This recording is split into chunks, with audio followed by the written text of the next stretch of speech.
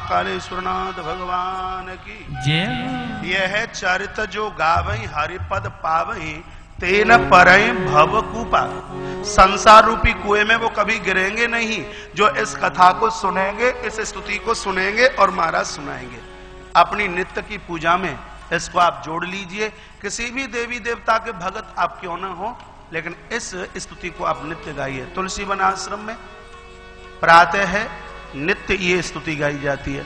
संध्या के समय में जय जय सुरनायक जन सुखदायक, संध्या के समय में ये आप इसको बिल्कुल कंठस्थ कर लीजिए। तो सबने बड़ी स्तुति की है, महाराज मंगलाचारण हुआ है, बड़ा आनंद, पूरे अवध में आनंद की लहर दौड़ रही है। और ये समाचार महाराज दशरथ ने सरयू माता के पावन तट पर सुना है। गोस्वामी जी ने बड़े उद्गार के साथ में ये दोनों चौपाइयां लिखी हैं। दशरथ पुत्र जन्म सुनी काना, मानव ब्रह्मानंद समाना, जाकर नाम सुनत शुभ होई, मोरे ग्रह आवा प्रभु सोई। कान शब्द नहीं, काना लिखा है। दुनिया के गाने सुने वो कान है, परमात्मा की कथा सुने महाराज वो काना है। गोस्वामी जी की चातुर्यता देखिए, होशियारी देखिए। दोपहर की संध्या करने के लिए गए हैं। बड़े बढ़िया लोग वो हैं जो तीनों कालों में संध्या करते हैं।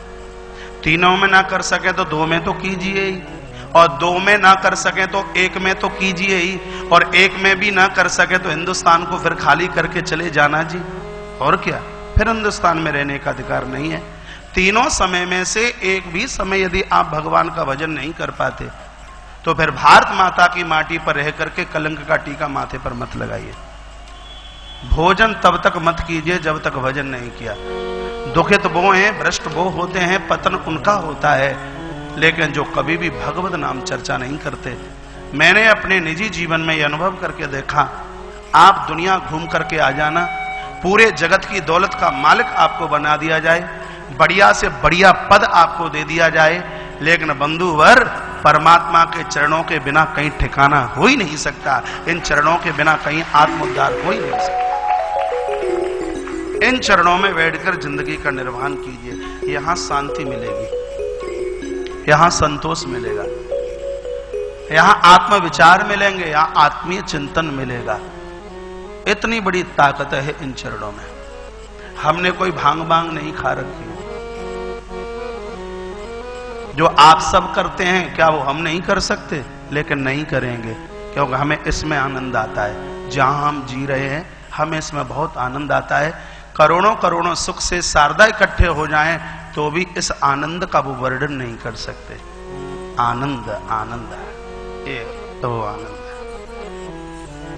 महाराज ने हाथ में जल लिया और 1 लाख गौवंश का गौदान करने के लिए उसी समय संकल्प किया है। नाचते हुए आए हैं, पूरे नगर को सजाया गया।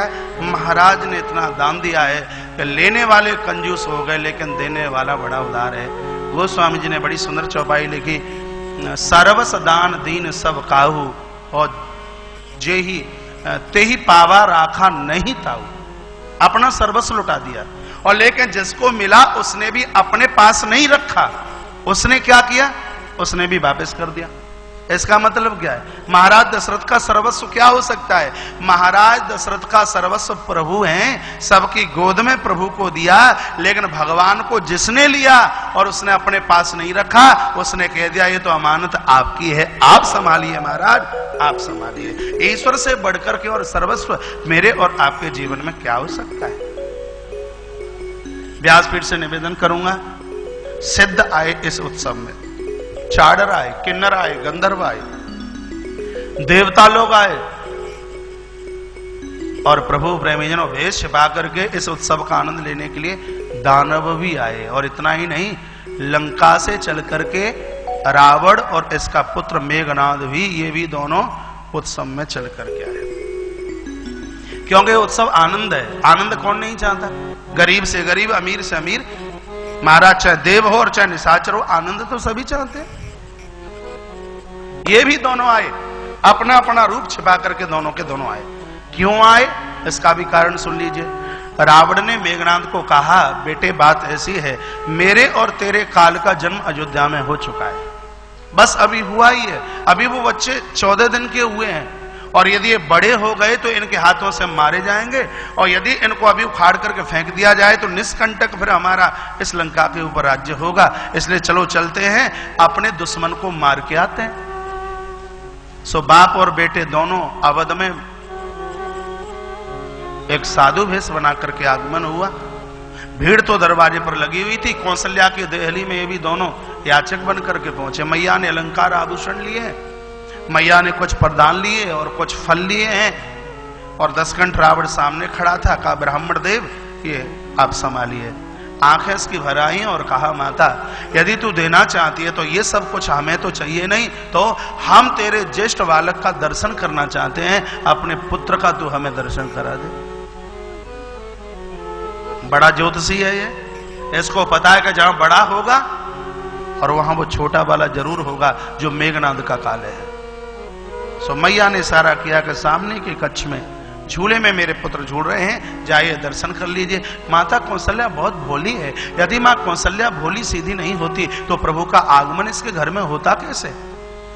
सो रावण और मेघनाद दोनों ने कक्ष में प्रवेश किया। एक ही झूले में माता कौशल्या का लाल और माता सुमित्रा का भी ज्येष्ठ बालक, अभी नाम तो लूंगा नहीं क्योंकि नाम रखा नहीं गया, इसलिए दोनों एक ही झूले में।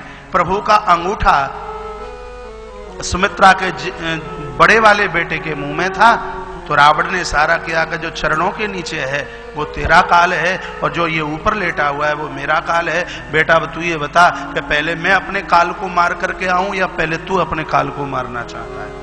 कहा पिताजी तुम तो बलिष्ठ हो, बाहुबली हो, अरे ये काल तुम्हारा क्या बिगाड़ेगा, पहले मुझे आप अपने काल को मार लेने दीजिए, क्योंकि मौत से तो सब घबराते हैं, जान बची तो लाखों उपाय।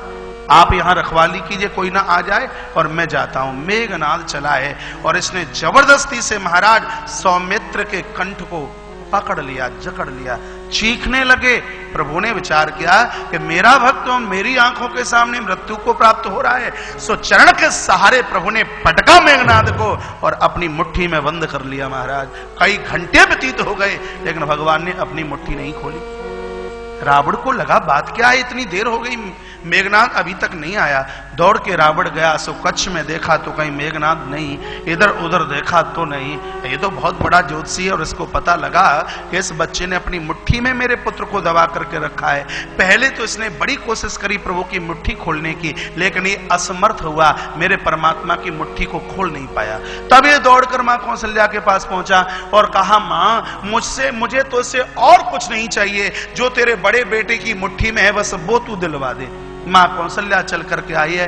माता कौशल्या ने प्रभु की मुट्ठी खोली लेकिन मुट्ठी खुलती नहीं, बहुत देर हो गई। मां ने पुनः कहा बेटा हम क्षत्रिय हैं, हमारी देहली से कभी कोई खाली हाथ नहीं गया और तू अपनी मुट्ठी क्यों नहीं खोलता। इतने पर भी मुट्ठी नहीं खोली गई। तब माता दौड़ती हुई पहुंची है महाराज दशरथ के पास। रावण भी पहुंच गया, कहा अन्नदाता की जय हो, हमें और कुछ नहीं चाहिए, आपके ज्येष्ठ बच्चे की मुट्ठी में जो है बस वो दिलवा दीजिए। महाराज दशरथ आए और अपने बेटी की मुट्ठी को खोलने की लाख कोशिश की, लेकिन मुट्ठी खोलने में असमर्थ महाराज दशरथ भी रहे। तब महाराज दशरथ को लगा ये तो हमारा गृहस्थ धर्म बिगड़ गया, आज एक ब्राह्मण निहत्थे खाली हाथों से जा रहा है।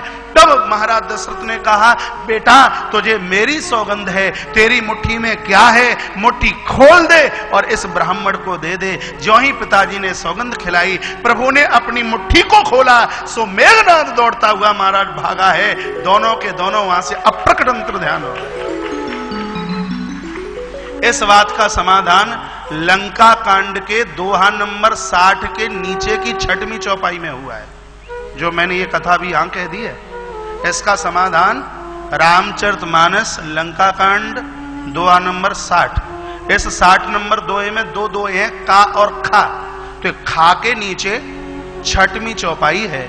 जब लखन लाल के शक्ति लगी तो प्रभु राम लखन के अधोमृत शरीर को अपनी गोद में रख करके रोदन कर रहे हैं और मुंह से एक ही आवाज निकली है, जो जनते हु वन बंधु विक्षोहु पिता वचन नहीं मनते ओहु। यदि मुझे पूर्व से पता हो जाता कि मेरा लखन वन में मुझे ऐसे छोड़ करके चला जाएगा, मेघनाद के हाथों से मेरे लखन की मृत्यु होगी, तो उस दिन मैं पिता की बात को, सौगंध को मैं बिल्कुल भी नहीं मानता, मुझसे बहुत बड़ी गलती हुई। इस बात को याद करते करते भगवान लंका की सीमा में बहुत रोए। तो प्रभु के इस महा उत्सव में तो रावण और मेघनाद भी चल करके आए। प्रभु का उत्सव ही है, शायद दिव्य उत्सव है। बोली राय रामचंद्र भगवान की जय जय जय श्री राधे, जय जय श्री राधे, जय जय श्री राधे श्याम। 1 महीने का दिन हुआ प्रभु के आगमन पर, लेकिन मर्म न जाने ही कोई, इस मर्म को कोई समझ नहीं पाया। भीड़ लगी थी देवी देवताओं की, माइक भीड़ लगी थी देवी देवताओं की प्रभु का दर्शन करने के लिए। चंद्रदेव पीछे खड़े खड़े रो रहे हैं। प्रभु ने पूछा कि मेरे जन्म पर, मेरे प्राकट्य पर सबको खुशी, लेकिन चंद्रदेव तुम्हारे पेट में दर्द क्यों है, सो तुम रोते हो। चंद्रमा ने कहा अभी भी कोई पूछने की बात है, 1 महीना हो गया, सूर्यदेव गए नहीं, और जब तक ये ना जाए तब तक रात ना होवे, और जब तक रात ना होवे तब तक मुझे आपका दर्शन कैसे होगा। राम जी बोले कोई बात नहीं, अब के दोपहर के 12 बजे आए तो आगे हम द्वापुर में रात के 12 बजे आ जाएंगे। अब के सूर्यवंश में आए तो फिर के हम चंद्रवंश में आ जाएंगे, बात क्या है। चंद्रदेव ने कहा सरकार वो बात तो ठीक है, लेकिन आपके दरबार में आया हूं, मैंने तो ये सुना था कि आपके दरबार से कोई खाली हाथों नहीं जाता, क्या मैं खाली हाथों चला जाऊं।